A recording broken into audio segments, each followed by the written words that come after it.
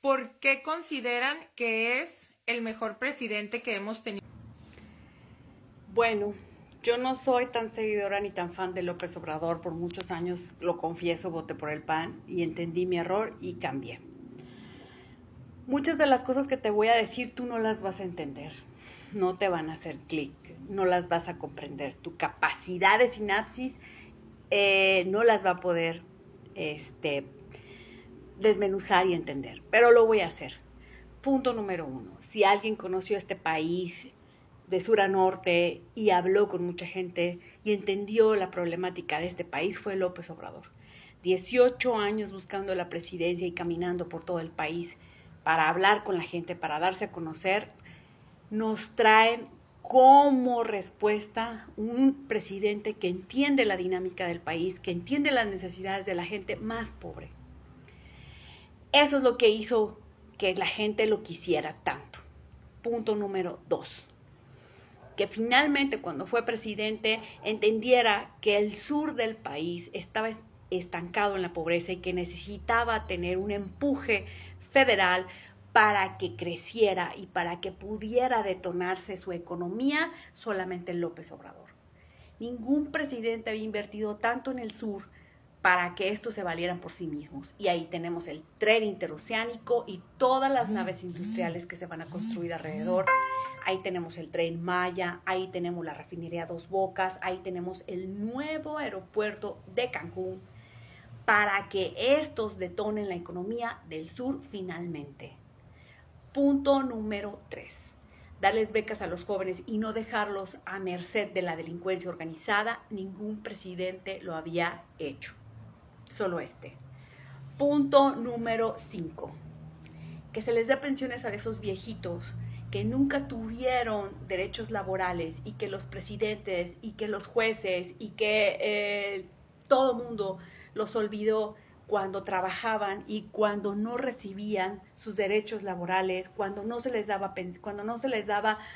ahorro para sus pensiones y cuando no se les daba Infonavit. Es algo que López Obrador entendió y se lo dio a todo el mundo por justicia social. Cuando eres joven y tienes que mantener una familia, no tienes tiempo para luchar o para hacer una huelga o para pedir que se te respeten tus derechos laborales. Punto número 6. El hecho de que México tenga una gran población de pobres y que nadie los voltee a ver y que solamente López Obrador fue y les tocó a la puerta y les preguntara qué necesitaban, hace que López Obrador tenga una sensibilidad única para esa gente, que se sientan finalmente escuchados y representados. Estos caminos maravillosos que se construyeron en Oaxaca por la misma población, te dice de la conexión que la gente pobre tiene con el presidente. Punto número 7. En todo el mundo en este siglo los ricos empiezan a decir: cobren más impuestos, nos cobran muy poco, por eso somos multimillonarios. Y en México, nuestros millonarios se amparan para no pagar ni un solo peso de impuestos. Y ojo aquí, en México, económicamente, los empresarios tienen ganancias de entre 60 y 75%.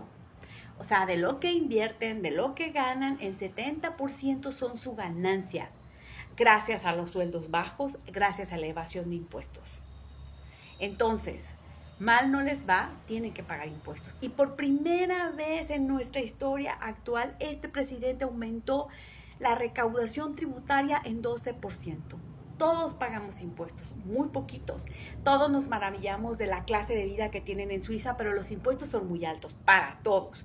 Y aquí los impuestos son más bajos para los ricos y más caros para los pobres.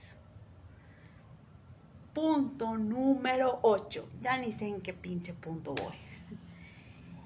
A futuro, no muy lejano, necesitamos un presidente como López Obrador que pelee por nuestros recursos naturales, porque al paso que vamos, no va a haber nada para nosotros y todo para las transnacionales de los países poderosos. Nos vamos a quedar sin nada,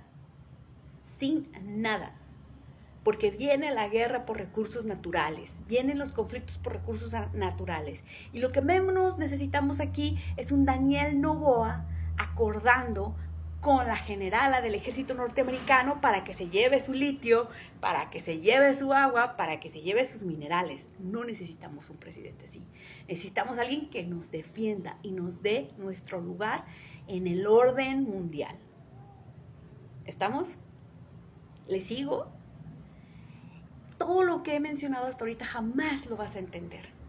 Porque en primera, para que tú pudieras entender que los más pobres, lo único que queremos es el mínimo indispensable para sobrevivir. Derechos humanos, derechos sociales, económicos, es lo único que necesitamos para sobrevivir. Pero si tú nunca has tenido una necesidad, nunca te ha hecho tanta falta un derecho humano, jamás lo vas a entender. Las personas privilegiadas que viven en burbujas doradas no pueden empatizar con los más pobres, que somos los más en este país. Bueno, ojalá que tu sinapsis funcione.